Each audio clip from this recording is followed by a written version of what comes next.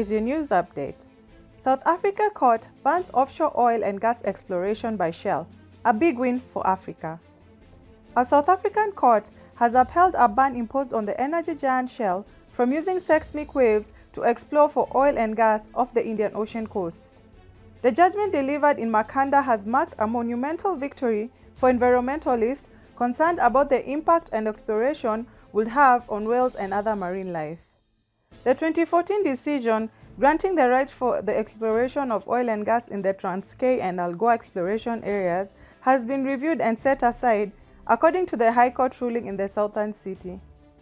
Civil rights organizations and civilians celebrated outside the courthouse following the verdict, according to local media. Last December, the same court had issued an interim order prohibiting the firm from going ahead with its plans. Green Connection, one of the environmental and human rights organizations that filed the case against Shell, said the civil society, traditional communities, and small-scale farmers have once again been vindicated by the courts. The petroleum firm was said to collect 3D seismic data over more than 6,000 square kilometers of ocean off South Africa's west coast, a 300-kilometer stretch of rich waters housing exquisite marine life and natural reserves. Campaigners argued the research will have sent extremely loud shockwaves every 10 seconds, 24 hours a day for 5 months, potentially harming marine species and disrupting their routine. South Africa's Energy Ministry had backed the scheme and criticized those who oppose it as thwarting investment in the country's development. Although this is great news and has set a good example in putting environment before profit, this is only but a few victories that Africa has had against the oil giant. Earlier this year, a group of Nigerian widows lost their case after suing Shell over the death of their husbands in the 1990s. The men were executed by the Nigerian government following peaceful protest against pollution caused by oil leaks in the Niger Delta. Their wives had accused the company of being complicit in their death, which Shell has always denied. 5 other men, including protest leader and writer Ken Saro-Wiwa, were also executed after what the human rights group Amnesty International described as a flawed mock trial. Together, the activists became known as the Ogoni Nine. Their death followed a brutal crackdown by the Nigerian government on peaceful demonstration by the Ogoni people who were frustrated by the destruction of land vital to their livelihoods. The imposition of death penalty turned international opinion against Nigerian military rulers at the time. The widows believe a Nigerian operating company that was part of the Shell group had bribed the witnesses whose statement led to conviction and hanging of their husbands. The district court in The Hague had testimony from 5 witnesses, including some who said they had been paid by Shell representatives for rehearsed false testimony in the trial that led to the men's execution. But the Dutch judges decided that evidence was not sufficient or verifiable enough to establish responsibility or involvement of Shell or its Nigerian subsidiary, SPDC, and therefore the energy firm could not be held liable. In another rare 13-year battle against Shell, in 2021, the same Dutch court ordered the company to compensate Nigerian farmers for spills that contaminated swaths of farmland and fishing waters in the Niger Delta. The company agreed to pay more than $100 million, and in 2021, the ruling by the Dutch judges ordered Shell to cut its worldwide carbon emission by 45% by the end of 2030, compared with 2019 levels in a precedent-setting case brought by Friends of the Earth. Shell has declared its plans to appeal. South Africa court bans offshore oil and gas exploration by Shell, a big win for Africa. A South African court has upheld a ban imposed on the energy giant Shell from using seismic waves to explore for oil and gas off the Indian Ocean coast. The judgment delivered in Makhanda has marked a monumental victory for environmentalists concerned about the impact and exploration would have on whales and other marine life. The 2014 decision granting the right for the exploration of oil and gas in the Transkei and Algoa exploration areas has been reviewed and set aside according to the High Court ruling in the southern city. civil rights organizations and civilians celebrated outside the courthouse following the verdict, according to local media. Last December, the same court had issued an interim order prohibiting the farm from going ahead with its plans. Green Connection, one of the environmental and human rights organizations that filed the case against Shell, said the civil society, traditional communities, and small-scale farmers have once again been vindicated by the courts.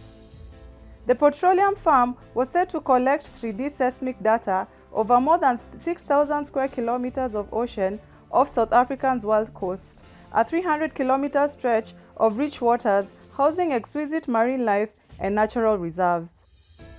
Campaigners argued the research will have sent extremely loud shockwaves every 10 seconds, 24 hours a day for 5 months, potentially harming marine species and disrupting their routine.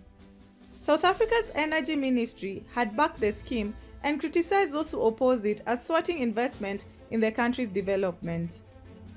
Although this is great news and has set a good example in putting environment before profit, this is only but a few victories that Africa has had against the oil giant.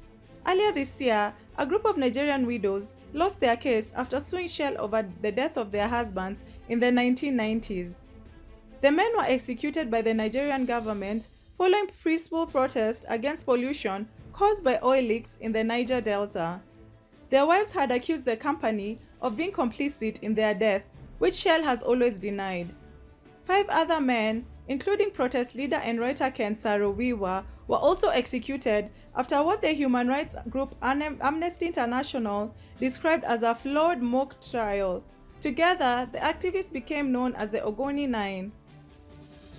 Their death followed a brutal crackdown by the Nigerian government on peaceful demonstration by the Ogoni people, who were frustrated by the destruction of land vital to their livelihoods. The imposition of death penalty turned international opinion against Nigerian military rulers at the time. The widows believe a Nigerian operating company that was part of the Shell group had bribed the witnesses, whose statement led to conviction and hanging of their husbands. The district court in The Hague had testimony from 5 witnesses, including some who said they had been paid by Shell representatives for rehearsed false testimony in the trial that led to the men's execution. But the Dutch judges decided that evidence was not sufficient or verifiable enough to establish responsibility or involvement of Shell or its Nigerian subsidiary, SPDC, and therefore the energy firm could not be held liable. In another rare 13-year battle against Shell, in 2021, the same Dutch court ordered the company to compensate Nigerian farmers for spills that contaminated swaths of farmland and fishing waters in the Niger Delta. The company agreed to pay more than $100 million, and in 2021, the ruling by the Dutch judges ordered Shell to cut its worldwide carbon emission by 45% by the end of 2030, compared with 2019 levels in a precedent-setting case brought by Friends of the Earth. Shell has declared its plans to appeal. Kenya Supreme Court upholds Ruto's win in the presidential election. Kenya's Supreme Court has upheld the victory of former Deputy President William Ruto in the August 9th presidential election after ruling on a number of petitions brought by its closest challenger, Raila Odinga. The unanimous verdict was delivered on September 5th by Martha Koome, the chair of the 7-member court. On August 15th, Ruto had been declared the winner of the ballot by Wafula Chebukati, the head of the Independent Electoral and Boundaries Commission, with 50.4% of the votes to Odinga's 48.8%.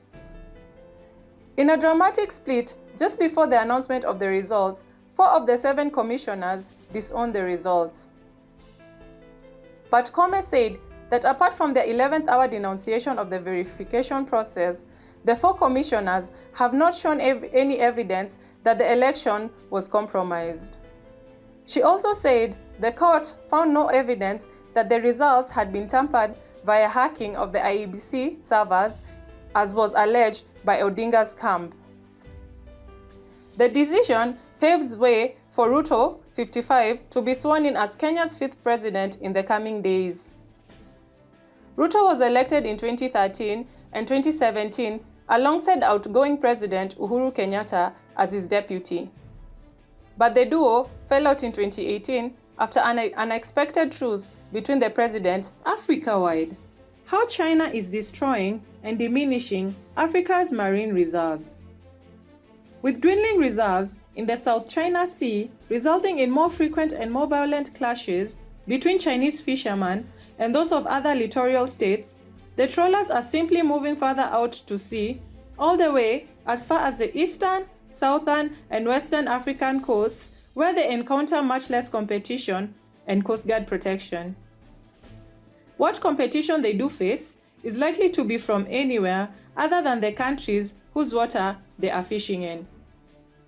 For example, only one of the 130 vessels licensed to fish for tuna in Mozambique waters was from Mozambique. The effect on the indigenous African fishing industry is devastating, with more than half of the fish stocks along the coast from Nigeria to Senegal categorized as overfished, and reports of local fishing nets being cut by foreign trawlers who then unload the enormous catch directly onto container ships, where they are transported back to Europe or Asia by passing any proper inspection. Africa's developing economy leaves it solely exposed to exploitation by bigger players. Sierra Leone, for example, has just 2 Coast Guard boats to monitor its entire coastline. In 2019 to 2021, the country lost about $900 million from Chinese illegal fishing vessels. In recent years, despite their limited resources, some African countries have been trying to clamp down on illegal, unregulated, and unreported fishing.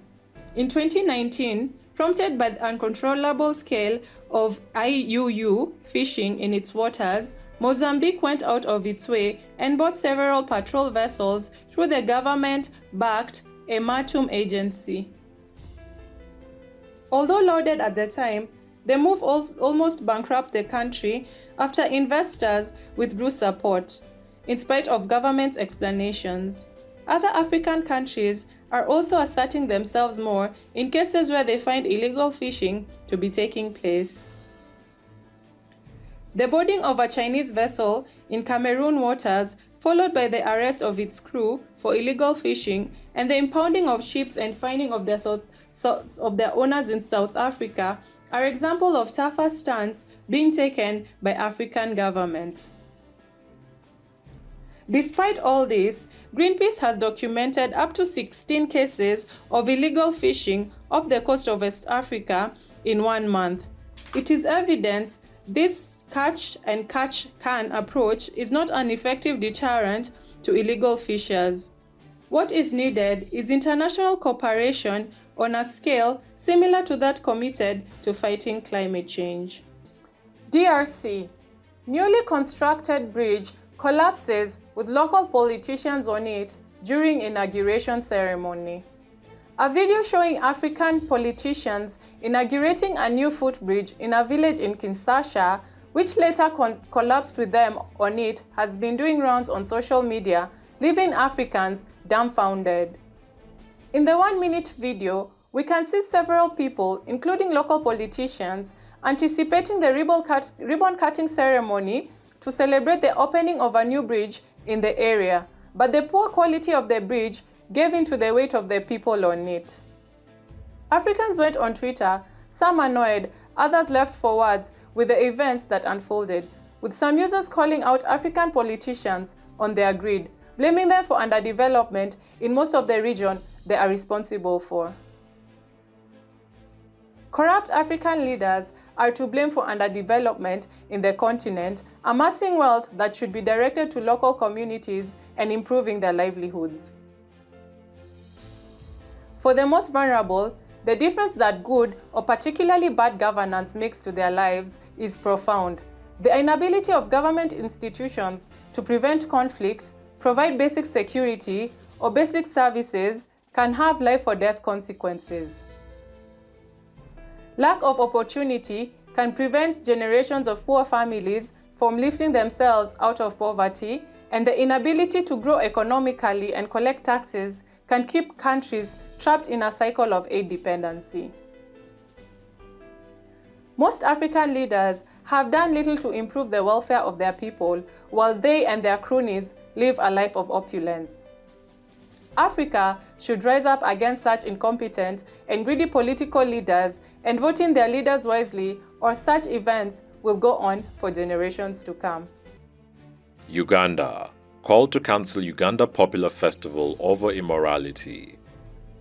The Ugandan parliament has directed that the Nyege festival, an annual popular music concert scheduled to take place in 9 days' time in the city of Jinja, east of the capital Kampala, should be cancelled. One MP said the concert was a breeding ground for sexual immorality. State Minister for Tourism Martin Magara, however, defended the event, describing it as a hub for tourism. He said more than 8,000 foreign tourists had already booked tickets for the event. Parliamentary Speaker Anita Mong said Parliament would not allow the promotion of tourism at the expense of children. The Ministry of Ethics had given permission for the festival to take place on grounds that no children were allowed in and that no one goes to the venue naked. Nyege has been a big draw for music fans in the region and beyond. It showcases various artists from across the continent along with those in the diaspora. The festival, which would be marking its 7th edition, has often attracted controversy. In 2018, it was cancelled on grounds that it was promoting promiscuity, but it was allowed to proceed later after a public outcry. According to a statement issued by the organizer, the festival, built on love, resilience, and passion for music, will this year have a special emphasis on visual art installations. There will also be an innovative stage design, a luxurious camping experience, and new tourism activities such as rafting the Nile Rapids all the way to the shores of the festival to go along with. The festival also will, for the first time, be staged on the shores of the River Nile with a breathtaking forest opposite the majestic Itanda Falls. Nigeria. Kanye West names Wizkid Essence as the best song in the history of music. Wizkid Academy jubilates as one of the world's best rappers. Kanye West has declared Starboy's hit song, Essence, which featured stems, as the best song in the history of music. Perhaps he was stunned by the numbers generated by the song since its release. The song is from Wizkid's 4th studio album, Made in Lagos, released in 2020, and featured rising star Tems, and since its release, it has recorded 322 million streams on Apple Music, 229 million streams on Spotify, and 227 million streams on YouTube, in what is considered a boost for Afro music. The rapper took to his Instagram handle to post the cover image of the song with the caption, "Best song in the history of music to date." The post has attracted numerous reactions. Unlike most songs, which lose value as the years go by, Essence, which was officially released in 2020, has gained more traction over the years. In order to capture the international market, the song was remixed with a feature with Justin Bieber. Apart from the global hit being declared the official summer track of 2021, it also recorded many other successes, including topmost positions on popular music charts. Its quality got it on the A-list of many award schemes, including the Grammys. Essence also won the Best Collaboration category of the BET Awards. It was also recently certified platinum by the Recording Industry Association of America after selling over 500,000 copies in the US, a first for any African song. Diaspora. Diasporans joined together for an emergency stop war in Africa, DC rally. On 7th August, Diasporans joined together in the US capital to demand the US State Department stop the war in Ethiopia and stop supporting the TPLF terrorists, who have recently taken the 3rd offensive against the Ethiopian government. The group demanded the US to stop funding the TPLF rebel group in destabilizing Ethiopia and causing division and turmoil in the Horn of Africa. With placards written, "Ethiopia United, Not Divided," "Stop War in Africa," and "No More Proxy Wars," the group called on Africans and African diasporas to join in resisting and calling out the actions of the US. Fighting has resumed around the southeastern border of Tigray, with rebels pushing into the neighboring Amhara and Afar regions, sending residents fleeing. Intelligence sources and contacts have confirmed that TPLF has deployed over 5 army groups. Each army has 30,000 combatants to launch its third round of offensive against Ethiopia. It has organized 150,000 more men and women, mostly ragtag militia, to plunder Amhara and Afar lands and supply the war machinery as it advances towards major towns in Wollo, Gonda, and Afar. It is believed that TPLF has used the last several months to conscript all able-bodied residents with alleged forced recruitment and training, rearming, reorganizing, and stockpiling food and fuel. Indeed, they are now stocked with fuel and food that got into Tigray from WFP and US aid, including 570,000 liters of fuel it robbed from WFP warehouse at gunpoint. Credible sources have reported, as recently confirmed by Prime Minister Abiy, that during the 5-month humanitarian truce declared by the government of Ethiopia, more than a few airplanes have landed in Shire with sophisticated weapons supplied by foreign powers determined to destabilize Ethiopia. An Ethiopian government committee tasked with looking into negotiations called for a formal ceasefire as part of a proposal it planned to submit to the AU, but the TPLF are calling for an international intervention for the war, which the Ethiopian government has rejected. Gambia. The Gambia has warned all British women to stop traveling to the country to pay young Gambian men for sex and love. Gambia is finally clamping down on British grannies flocking to the country, searching for toy boys, and is desperate for quality tourists to visit the country. The tiny West African nation has been a haven for older women seeking a lover or partner for many years. But the country is now sick of its reputation as a sex hotspot for mature women from Britain and Europe. Abubakar Kamara, director of the Gambia Tourism Board, has said that the country wants tourists that come to enjoy the country and the culture, but not tourists that come just for sex. Sex tourism in the nation has been booming since the 1990s, when budget package tours to the former British colony became popular. 2 years ago, there was a documentary titled Sex on the Beach, which shocked viewers when reporter Seyi Rhodes found bars packed full of elderly women in search of younger Gambian men. One pensioner told Seyi that the country was paradise because you can have a different man every night. The country was once described as a real-life Tinder dream for geriatrics, but now the government is considering introducing laws that give police powers to arrest local beach boys and older women engaged in suspect relationships. The so-called Senegambia Strip near the capital city Banjul has become a Benidorm-type hotspot for lonely British pensioners, as tourists account for 20% of the country's GDP. The government is said to be backing the move to clean up its tourist trade by considering laws to crack down on such acts, with a government official calling on the UK government to stop British grannies exploiting young Gambian men.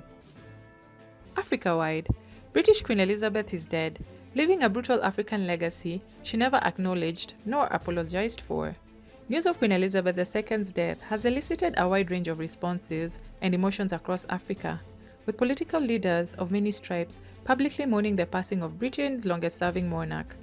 Meanwhile, critics slammed her post-colonial legacy, and much of the younger generation showed minimal interest. While some have celebrated her long life of service in South Africa, a former British colony, and across other Anglophone countries, the reaction has been divided. Some African leaders have come out to mourn her and send condolences, while others, including South Africa's EFF party, using her passing to highlight what it said was a contribution to a tragic period not only in South Africa, but Africa as a whole. Black Twitter wasted no time calling out her legacy. While some chose to mourn her, many folks decided to address the history of the British monarch, which included colonialism, slavery, rapes, concentration camps, torture, looting, assassinations, and corruption. On African Twitter, one Kenyan user noted that if the Queen had only apologized for her actions in slavery, colonialism, and neocolonialism, and urged the Crown to offer reparations for the millions of lives taken in her or their name, then perhaps he would have had the human thing, which was remorse. After taking the throne in 1952, Elizabeth ruled for 70 years as the head of an institution that had been created, maintained, and fed by the horrific legacy of dehumanization of millions of people around the world, including Africa. As of today, 15 Commonwealth countries remain constitutional monarchs and include countries like Ghana, Jamaica, Belize, Canada, and Australia. Queen Elizabeth II was the head of the Commonwealth, and now Prince Charles will be his successor. 3 terms, colonization, colonialism, and coloniality, if correctly clarified, helps in gaining a deeper understanding of the empire and the damage colonialism has had on African economies. Colonialization names the event of conquest and administration of the conquered. It can be dated, in the case of South Africa, from 1652 to 1994, in the case of Zimbabwe, from 1890 to 1980, and in the case of Western and Eastern Africa, from 1884 to 1960. Those who confused colonization and colonialism conceptually ended up pushing forward a very complacent view of colonialization, which defined it as a mere episode in African history. While this intervention from the Ibadan African Nationalist School of History was informed by the noble desire to dethrone colonialist historiography, which denied the existence of African history prior to the continent's encounter with Europeans, it ended up minimalizing the epochal impact of colonialism on Africa. South Africa's economic freedom fighters' much anticipated statement, which did not disappoint, spoke on behalf of all African colonies and slammed the monarch for failing to take responsibility for atrocities across its former colonies. It ended its statement by saying that if there was life and justice after death, may Elizabeth and her ancestors get what they deserve. So as the rest of the world treat the passing of the British Queen as if she was a saint, Africans could care less. Thanks for watching. Please subscribe, follow, share, and like our video. It's the best way of supporting us. And remember, Africa is watching.